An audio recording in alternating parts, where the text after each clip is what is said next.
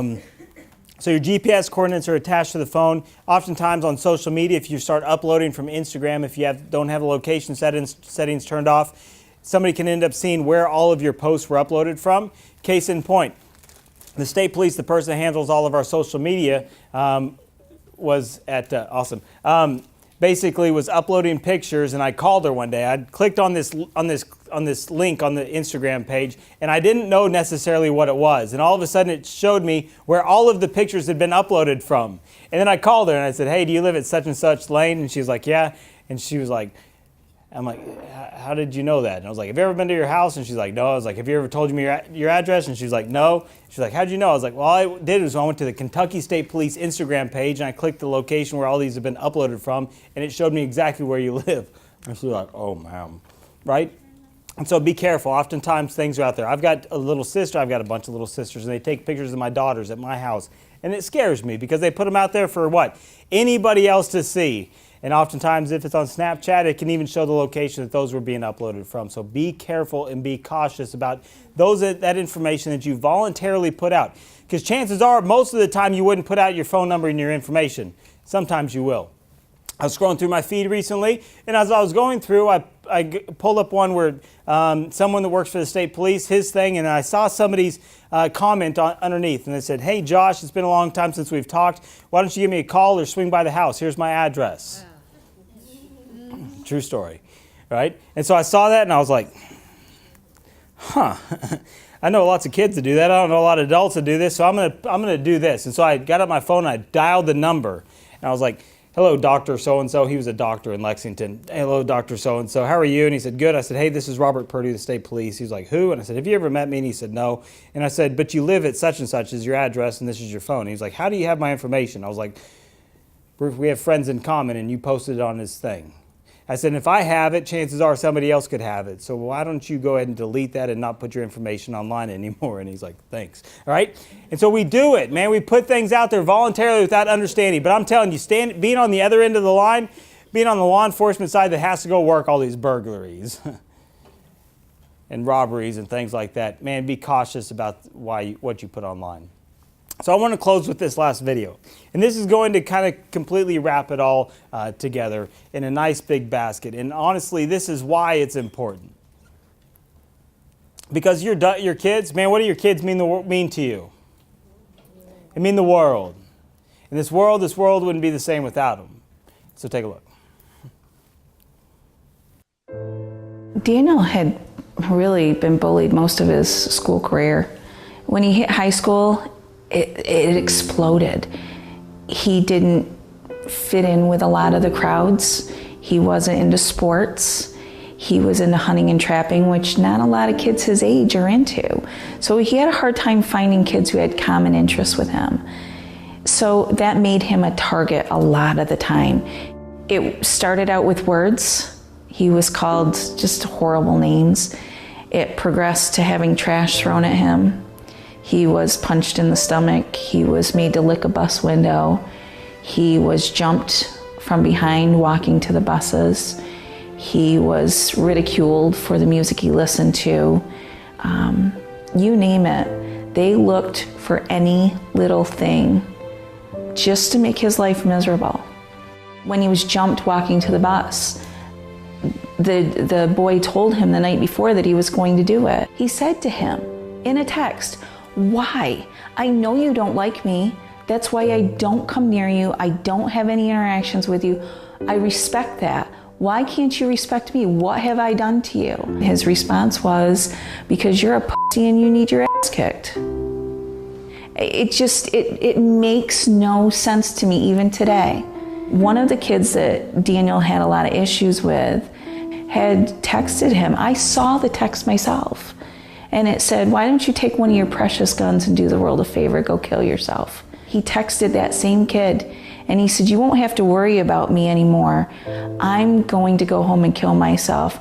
And the kid came back with, "Put up or shut up." That day, he told people in lunch, he had told people in his classroom, told a number of people on the bus that he was going to kill himself. Those were his words, "I'm going home and I'm going to kill myself." And the bus driver said, "I'll see you tomorrow, Dan." He told the bus driver, "You won't see me tomorrow." The one person he knew that would do something was the last person he texted and the last person he called, his hunting friend Matt. He knew Matt would try to call us, and he said to Matt, "Please don't call my mom. My mom will take me to the hospital." He was trying to keep Daniel on the phone, get his sister's attention. He was writing her notes and having her call their father, who's a friend of my husband's, and we missed the call. We missed the call. We came out of Michael's basketball game, and my husband Rob said, "I missed a call from Cal. I'll call him when I get home." Next thing happened, literally within a minute of saying that, so our other friend Wally calls. Now, guys don't talk to each other all the time. And Rob runs to the van, and he said, "Daniel's talking suicide." I called my next door neighbor, and I begged her to go over and check on him. And she walked in the door and she yelled, "Daniel," and she thought she heard him say something, and she shouted out, "We love you."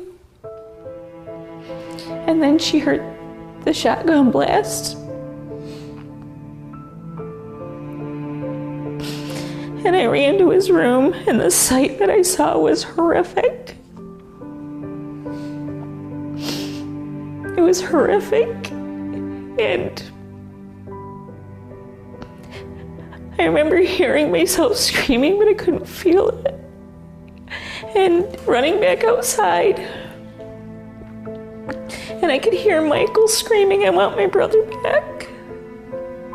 And every EMT that showed up, I begged him, "Please just find a pulse.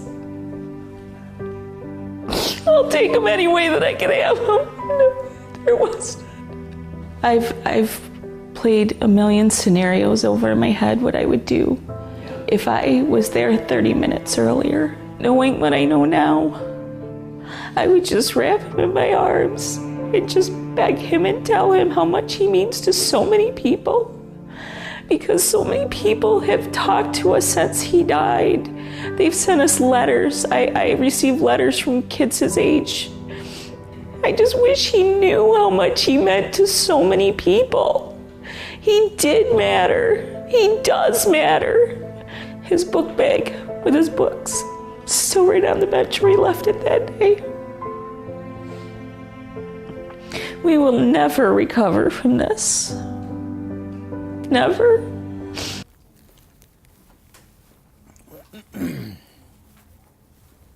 You see, every single person matters. And your kids, they matter.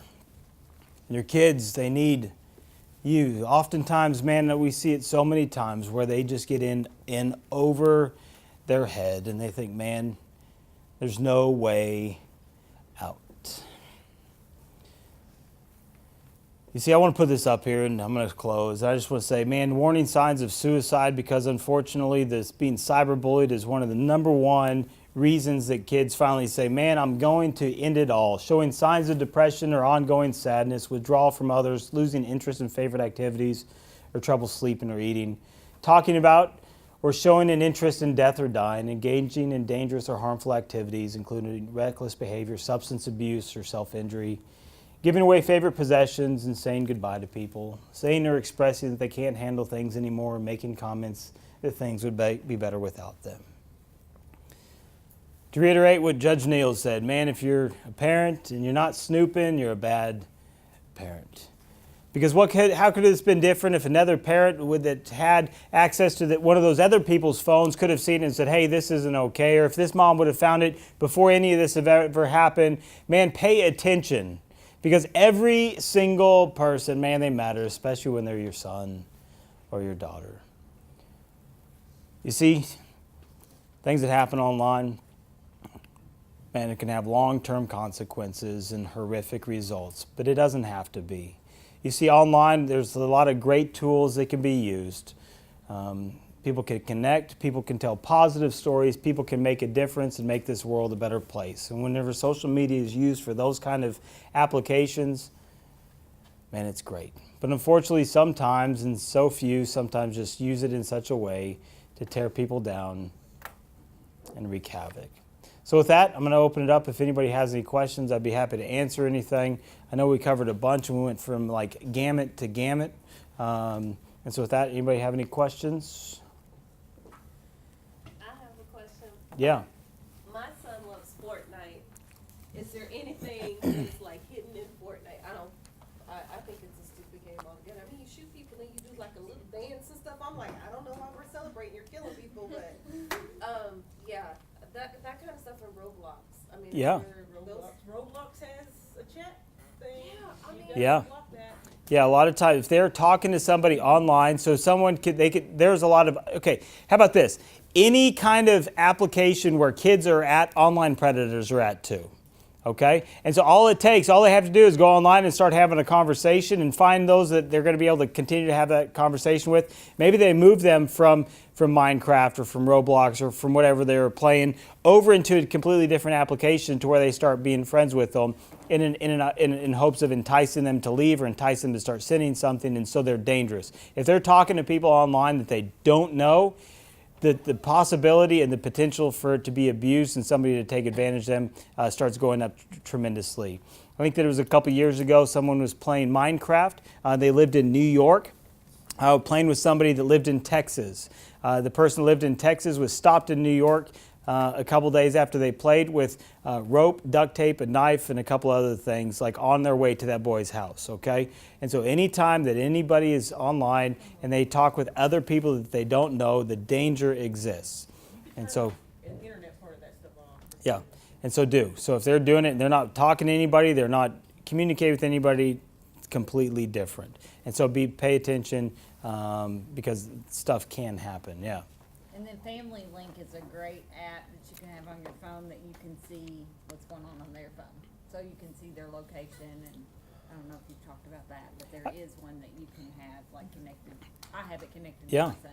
Yeah, so there's a lot of All that. there's a lot of apps for you to monitor. At the end of the day, you probably pay the phone bill, and so it is your phone, all right? So having access to different kind of passwords, it's there to protect them, to help them. There's a lot of apps that say, hey, here's where my child is at, especially when they start driving. There are other apps that are going to be able to send you maybe an update if they're driving too fast, if they have too many people in the car. There's a lot of apps that are out there, but paying attention and find an app that is going to work for you and your family. Anything else? Cool. Well, thank you for your time. Thank you for your attention. My information's on the screen. And yeah.